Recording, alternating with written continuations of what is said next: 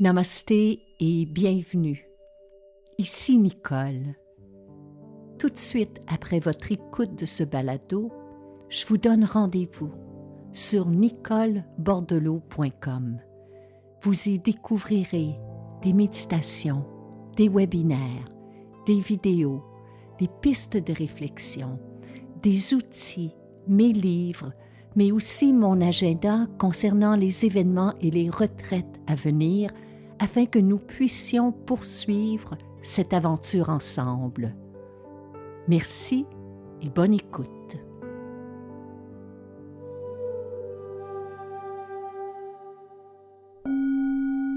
Heureuse de vous retrouver. Bienvenue à un autre épisode de Nicole Bordelot en balado.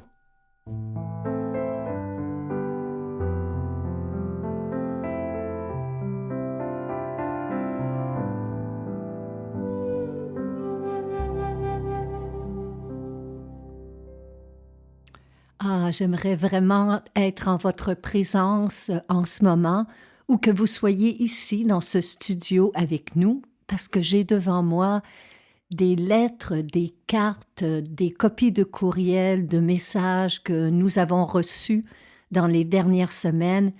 Puis ça m'apporte tellement de joie de vous lire, de savoir que vous partagez les épisodes.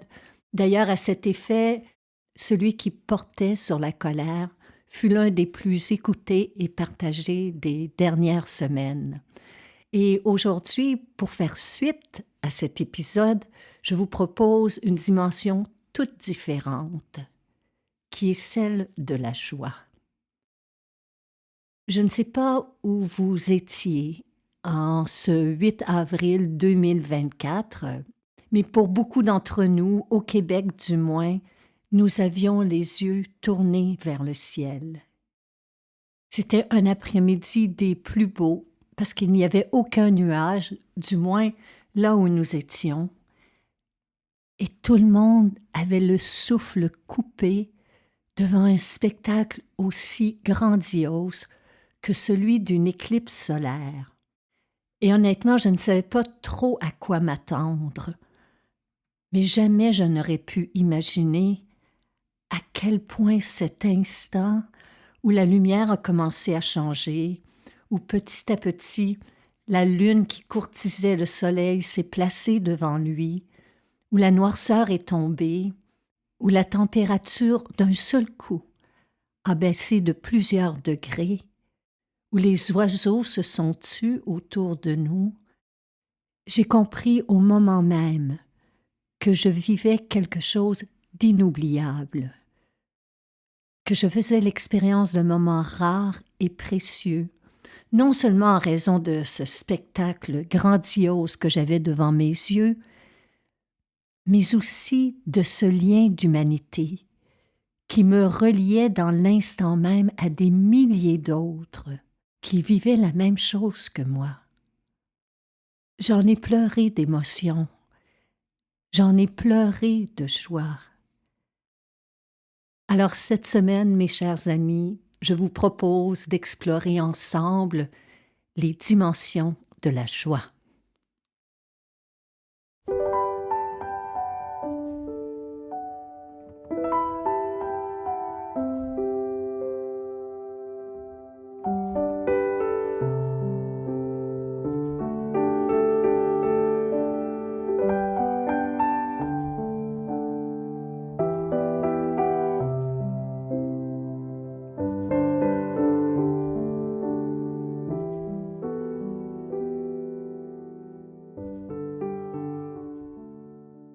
Je crois qu'ils sont de plus en plus rares et de plus en plus précieux, ces moments où l'on sent notre humanité commune, où on sent nos liens qui nous unissent les uns aux autres parce que nous vivons dans une société où la grande majorité d'entre nous passons une grande partie de notre temps derrière nos écrans.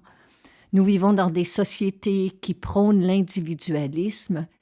Mais lors du passage de l'éclipse, pendant quelques centaines de secondes, il y a eu ce moment d'extase, ce moment de joie pure et profonde, à la vue incroyable de l'éclipse totale. Et un mot m'est venu, Ananda. C'est un terme sanskrit qui signifie joie, mais pas une joie qui serait dépendante de nos petits plaisirs au quotidien. Une joie qui ressemble plus à la félicité, une joie qui tient d'un élan de vie, une pulsion vitale. Ananda, c'est un sentiment qui jaillit spontanément de la profondeur de notre être et qui jaillit indépendamment de notre âge, de nos conditions physiques, de notre état de santé, de nos possessions matérielles, de nos succès, de nos échecs. Autrement dit, c'est une joie qui nous libère de notre ego, qui nous libère de cette partie de nous-mêmes, qui attend toujours quelque chose d'autre, quelque chose de mieux. La joie, c'est une invitation à être en pleine présence. Puis j'ai pas besoin d'attendre une éclipse pour le faire. Au lieu de m'incliner sur mon téléphone cellulaire, au lieu de m'incliner sur un écran que je tiens dans ma main, je peux quelques fois par jour soulever mon regard pour observer quelque chose de plus vaste, quelque chose qui me transcende, observer la nature ou lever les yeux vers le ciel. Et d'emblée se crée en nous-mêmes un espace pour accueillir une émotion plus vaste, plus généreuse, plus détendue, qu'on appelle la joie. Ananda, c'est une joie qui ne découle pas de mes pensées, qui ne tient pas des restrictions de mon mental. Alors que souvent le bonheur est conditionné par ce que l'on possède, par nos statuts sociaux, par nos possessions matérielles, par nos succès, par nos relations, eh bien la joie, elle, est indépendante de tout cela. Sa racine est plus profonde. Elle touche à l'infini.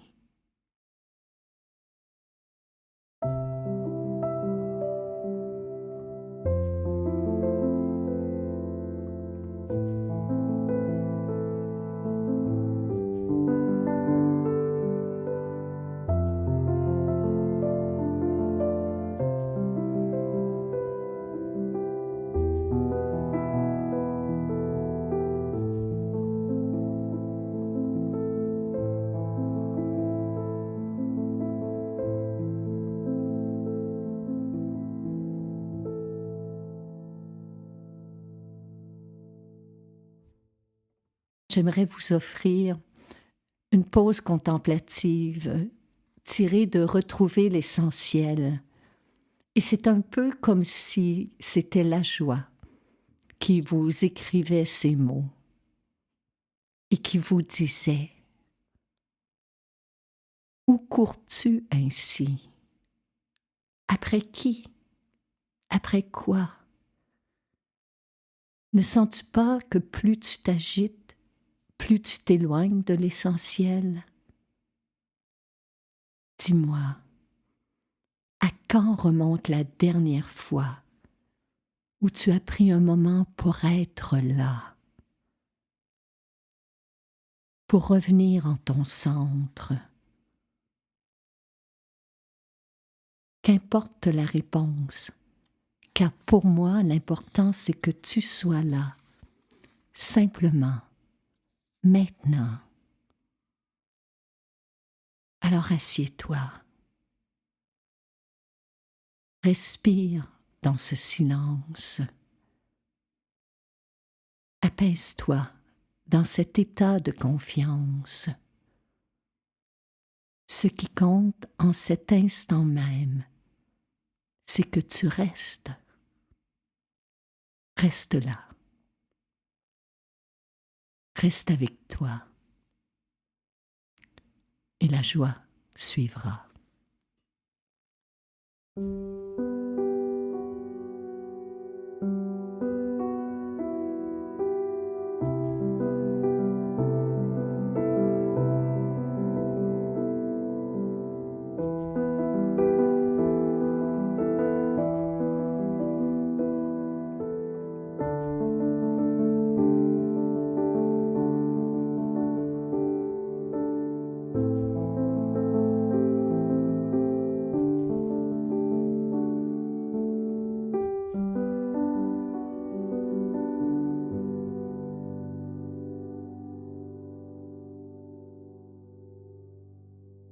Dans la philosophie yogique, il est dit que le bonheur est souvent conditionné selon les fluctuations de nos états d'âme, selon les événements extérieurs que nous vivons.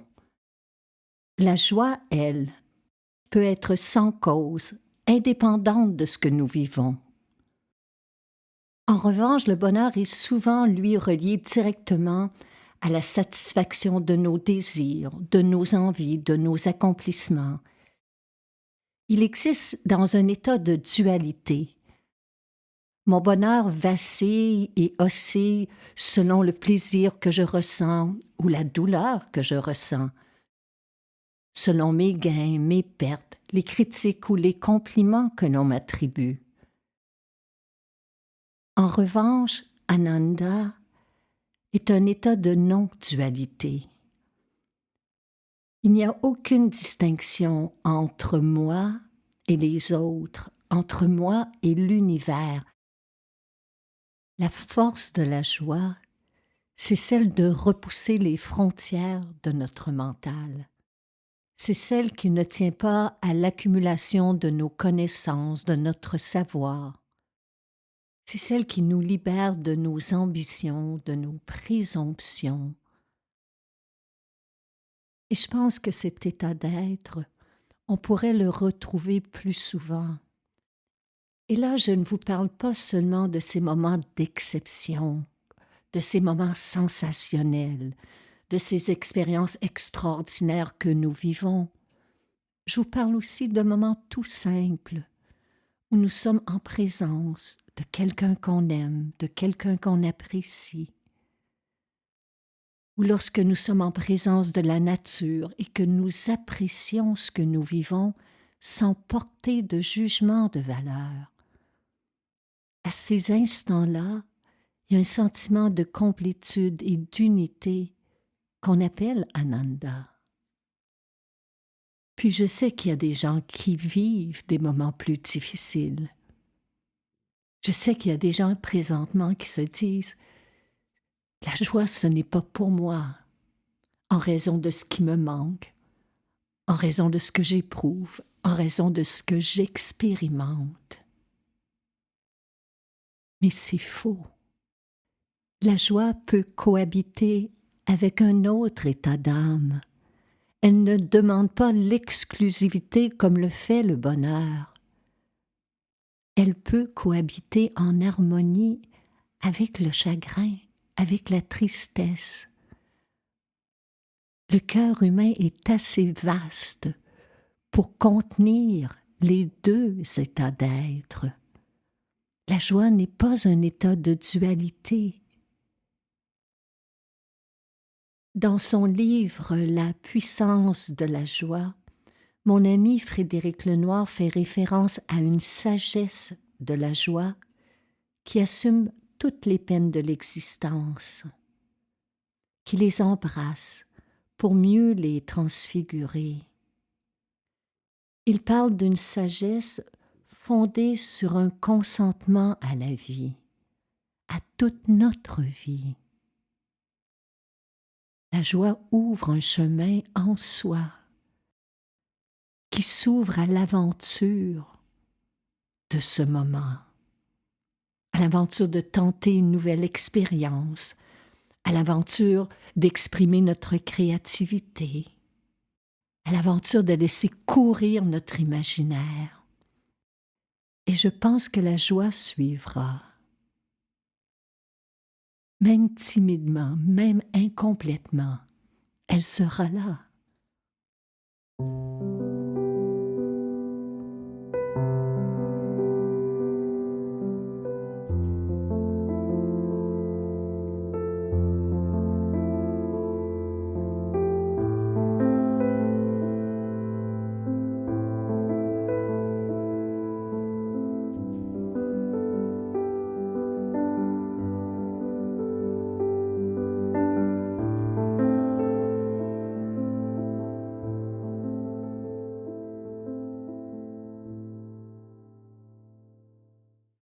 La joie, tout ce qu'elle demande, c'est un moment de notre existence où l'avidité, le jugement, Les attentes sont suspendues.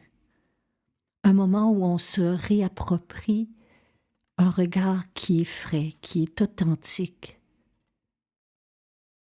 Lorsque nous sommes en nature avec des amis, lorsque nous sommes avec un être cher, avec des membres de notre famille, avec nos enfants, nos petits-enfants, avec des voisins, des collègues, de prendre un instant pour ressentir en pleine présence cette connexion que nous avons les uns avec les autres.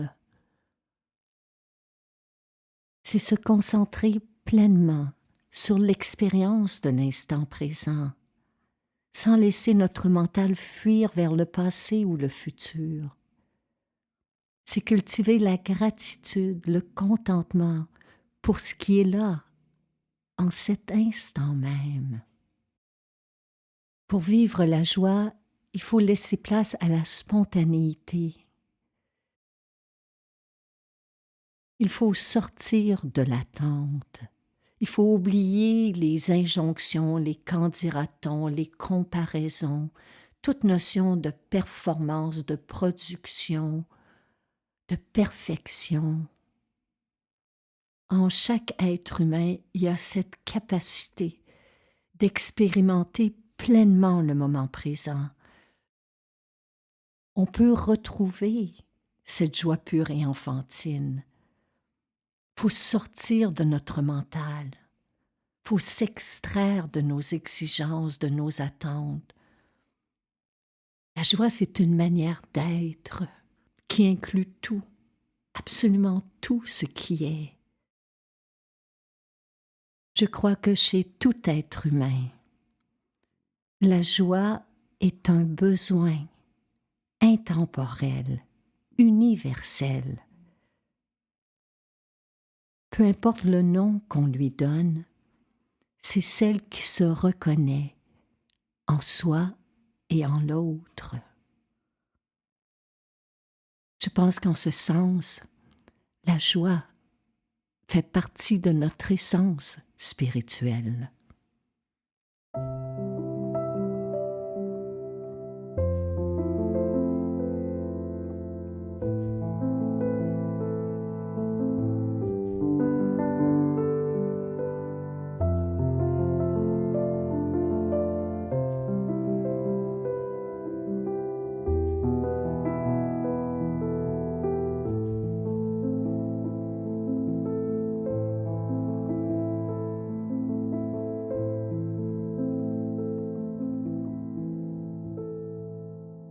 Cette série balado vous est offerte gratuitement.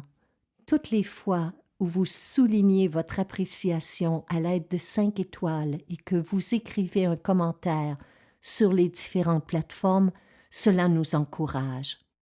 Si vous appréciez notre travail et que vous pouvez nous aider à soutenir financièrement cette création, vous pouvez faire un don.